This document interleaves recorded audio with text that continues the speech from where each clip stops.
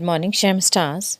In previous video of chapter 21, neural control and coordination, we discussed about generation and transmission of impulses. In this presentation, we will talk about central neural system in human being. The nervous system is the body's means of perceiving and responding to events in the internal and external environments. Receptors capable of sensing touch, pain, temperature, and chemical stimuli send information to central nervous system concerning changes in our environment. The central nervous system includes the brain and the spinal cord and is the site of information processing and control. Brain acts as the command and control system. It controls the voluntary movements, balance of the body, functioning of vital involuntary organs, thermoregulation, hunger and thirst, activities of several endocrine glands, and human behavior. The human brain is well protected by skull. Inside the skull, the brain is covered by cranial meninges consisting of an outer layer called dura mater and inner layer called pia mater. The brain can be divided into three parts: forebrain, midbrain, and hindbrain, as shown in this figure. The forebrain consists of cerebrum, thalamus, and hypothalamus, which is clearly visible in this slide.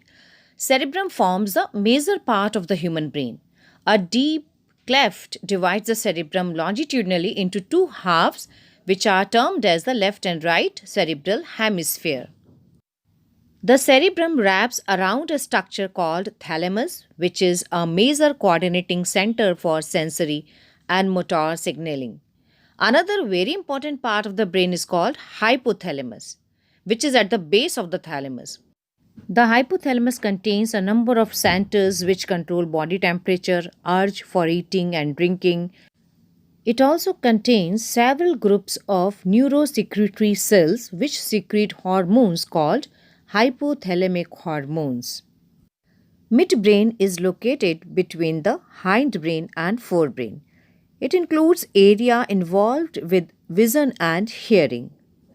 The hindbrain comprises pons, cerebellum, and medulla.